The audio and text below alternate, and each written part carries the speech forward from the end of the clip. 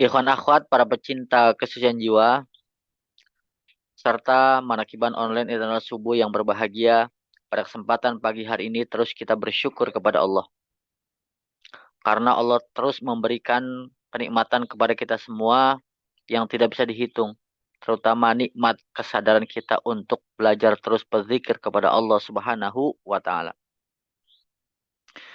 Belajar terus istiqomah bersama Syekh Mursyid.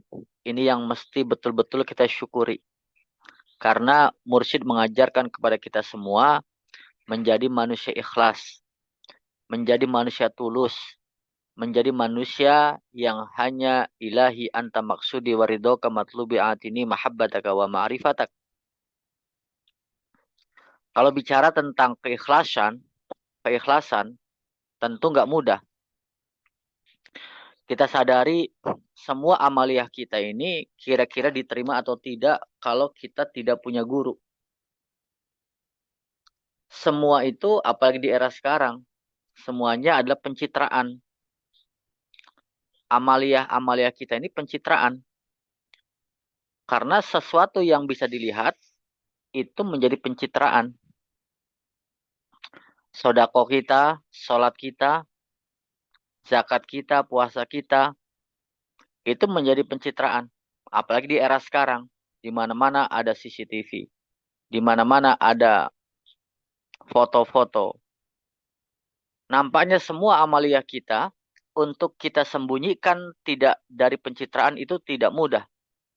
Baik pencitraan yang memang disengaja atau tidak disengaja.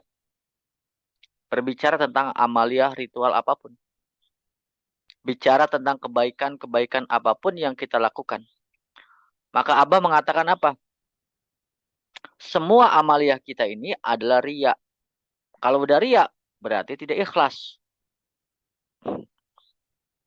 Kalau begitu, ikhlas dulu baru sholat atau sholat dulu baru ikhlas? Ini pertanyaan yang terus-menerus didiskusikan. Ketika ada orang yang, kenapa kamu nggak sholat? Saya belum ikhlas, belum khusyuk. Kenapa kalau kamu belum sedekah? Saya belum ikhlas, maka saya nggak mau sedekah. Kalau udah ikhlas, baru sedekah. Ada yang mengatakan sebaliknya. Nggak apa-apa pencitraan sedekah terus. Difoto sana sini. Lama-lama terbiasa karena sering sedekah, lama-lama ikhlas. Segala macam konsep, teori, pembenaran mungkin dan segalanya dalam hal bicara amalia. Jadi kalau bicara ikhlas ini Bapak Ibu, ikhwan akhwat, repot kalau kita tidak punya guru, kalau kita tidak mengerti. Karena Nabi Muhammad SAW saja dalam sabdanya yang diriwayatkan oleh Abu Dzar Al-Ghifari, saya bacakan. Bismillahirrahmanirrahim. Sa'altu Rasulullah anil ikhlas. Aku bertanya kepada Rasulullah tentang ikhlas. Kata Abu Dzar, ma huwa ikhlas gitu ya. Faqala sallallahu alaihi wasallam hatta as'ala anhu Jibril fas alahu Jibril faqala.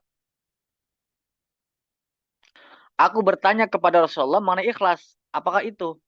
Maka Rasulullah menjawab, hingga aku bertanya tentang itu kepada Jibril. Jadi Nabi Muhammad pun ketika ditanya oleh Abu Dzar, maka untuk mencari jawaban diberikan kepada Abu Dzar Al-Ghifari, Rasulullah pun bertanya kepada Jibril alaihissalam. Lalu Rasulullah pun menanyakan hal itu kepada Jibril. Dan Jibril menjawab apa? Jibril fakola. Hatta as'ala anhu Rabbal Izzah. Hal itu Jibril mengatakan bahwa hingga aku tanyakan kepada Tuhan yang maha mulia. Nah, jelas ketika Nabi Muhammad bertanya kepada Jibril, Jibril pun bukan menjawab, mencari jawaban, langsung bertanya kepada Allah Subhanahu wa taala. Kenapa demikian? Saking sulitnya, saking tidak mudahnya ikhlas. Jangankan melaksanakan ikhlas, definisi ikhlas saja untuk menjawab apa itu ikhlas itu nggak mudah. Gitu. Kalau bahasa akademik bertanya tentang epistemologinya, bertanya tentang ontologinya, aksiologinya saja gitu ya. Basic daripada pertanyaan Itu nggak bisa dijawab, gitu. Apalagi melaksanakannya. Maka Jibril pun bertanya kepada Allah Subhanahu wa taala, maka Allah berfirman kepadanya bahwa apa? Qala lahu huwa sirrun min asrori, gitu ya. Ikhlas ialah suatu rahasia dari berbagai rahasiaku. Udi'uhu qalba man ahbabtu min ibadi. Ikhlas adalah satu rahasia dari berbagai rahasiaku, kata Allah, yang aku titipkan ke dalam hati seseorang yang aku cintai dari hamba-hambaku. Ahbabtu min ibadi. La yattali'u alaihi malakun fayak tubahu wala syaitonun fayufsidahu. Allah melanjutkan bahwa ikhlas itu satu rahasia dari berbagai rahasiaku yang aku titipkan ke dalam hati seseorang yang aku cintai dari hamba-hambaku yang tidak dapat melihat kepadanya walaupun seorang malaikat sehingga ia tidak dapat menulis. Jadi ikhlas itu walaupun dia beramal ikhlas, malaikat saja pencatat amal baik tidak bisa menuliskannya saking dalamnya, saking ikhlasnya. Istilahnya bukan saking ikhlasnya. Ikhlas itu dalam sekali maksudnya. Tidak nampak gitu. Nah, kita jangankan tidak nampak. Di hati sekrenteg saja ngomong amalia kita. Itu bukan sudah tidak ikhlas. Apalagi sampai dipotret gitu. Maka dikatakan apa? Rahasiaku gitu ya. Rahasia Allah yang dititipkan kepada seorang hamba gitu ya. Yang malaikat pencabut. Maksud saya malaikat pencatat amal saja tidak bisa mencatatnya gitu. Kebaikan itu. Apalagi malaikat-malaikat lain gitu kan. Dan juga setan. Nah, inilah ikhlas. Nah, maka Bapak Ibu, Masya Allah, ini gak mudah gitu ya. Jadi artinya adalah, kalau kita beramaliyah, dan disebut amaliyah kita diterima oleh Allah Subhanahu wa Ta'ala, kebaikan kita diterima oleh Subhanahu wa Ta'ala, sholat kita, zakat kita, puasa kita, sedekah kita diterima oleh Allah Subhanahu wa Ta'ala, ketika ikhlas gitu. Dan ternyata Allah berfirman yang disampaikan kepada Jibril, yang disampaikan kepada Kanjeng Nabi, yang disampaikan kepada Abu Dzar Al-Ghifari, ternyata ikhlas itu adalah malaikat pencatat amal pun tidak bisa mencatatnya, nggak kelihatan. Bahkan setan pun tidak melihatnya. Ikhlas. Masya Allah, berarti selama ini kita, kalau kita hitung dari konsep ini, dari pernyataan ini, nggak ada amalia kita yang ikhlas gitu ya. Apalagi kita punya motif semuanya. Kita melakukan apapun. Bahkan dalam hal lebih dalam, kenapa kamu bersedekah? Saya biar dapat pahala. Wah, udah kelihatan. Berarti apa? Pahalanya dicatat oleh malaikat. Berarti bukan ikhlas gitu. Kalau begitu nggak boleh dong beramaliah untuk mendapatkan surga atau ingin jauh dari neraka. Boleh gitu ya. Tetapi tadi ikhlas yang di sini bukan itu. Ketika kita beramaliah dan kita mendapatkan ingin surga atau jauh dari neraka, makanya terjadi apa? Transaksi masih jual beli gitu. Maka dalam hikayat bagaimana Robiah Al-Adawiyah dalam cerita gitu ya, riwayatnya, beliau keliling ke pasar, di tangan kirinya dia bawa ember yang isinya air, di tangan kanannya dia bawa obor dengan api. Orang bertanya, "Kenapa kamu seperti itu?" Dia bilang, "Aku akan bakar ini surga dengan api ini. Dan aku akan guyur ini neraka dengan air ember ini." Artinya apa? Ini saking orang beramalia hari ini adalah ingin mendapatkan surga. Dan orang menjauhkan daripada apa yang Allah larang karena takut neraka. Biar orang semua tidak berharap kepada Allah. Maksud saya, biar orang semua tidak berharap kepada surga. Dan orang takut kepada neraka, maka saya bakar dan saya guyur api neraka. Seperti itu. Nah, inilah Bapak Ibu, bertasawuf ini kita lebih dalam. Beliau mengajak kepada kita semua, kita fokus kepada yang menciptakan surga, yang menciptakan neraka. Tujuan kita adalah ilahi anta maksudi. Gitu. Nah, maka disinilah ikhlas.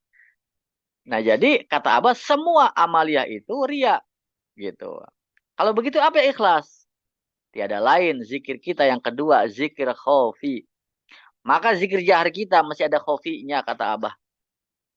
Maka ketika kita punya zikir khofi, Masya Allah, itulah ikhlas.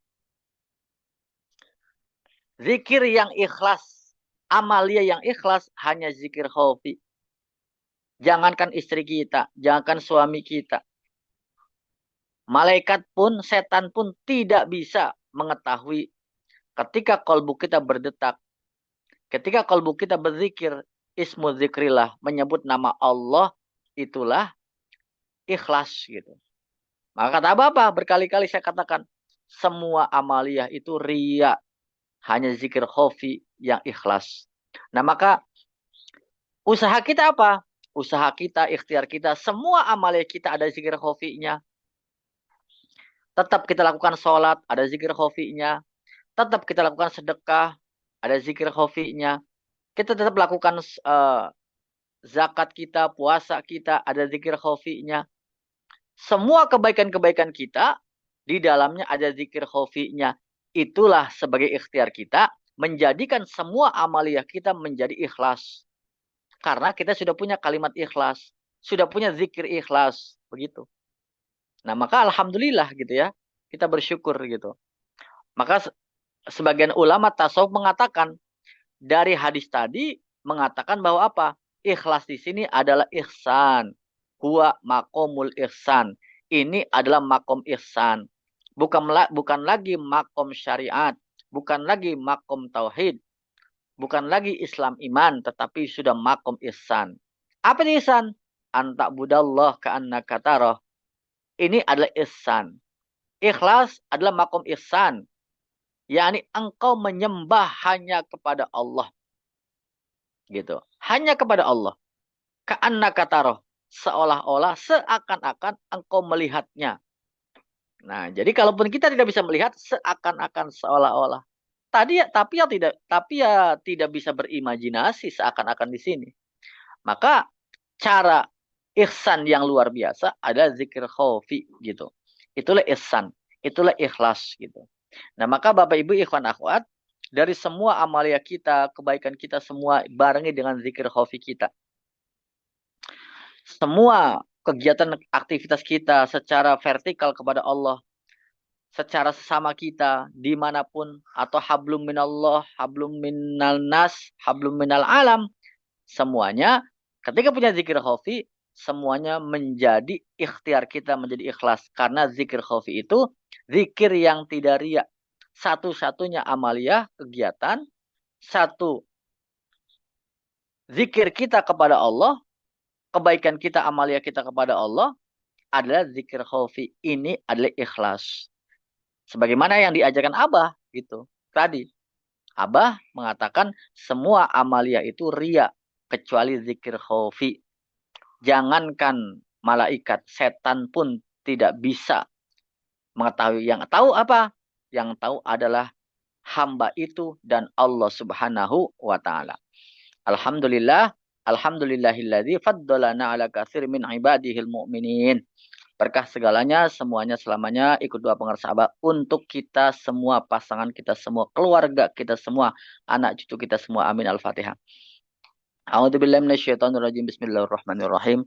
Alhamdulillah rabbil alamin arrahmanirrahim maliki yaumiddin iyyaka na'budu wa iyyaka nasta'in ihdinas siratal mustaqim siratal ladzina an'amta 'alaihim ghairil maghdubi 'alaihim waladdallin. Amin. Terima kasih. Wassalamualaikum warahmatullahi wabarakatuh. Waalaikumsalam warahmatullahi wabarakatuh. Allahumma salli ala nabiyil hashimiyyi Muhammadin wa ala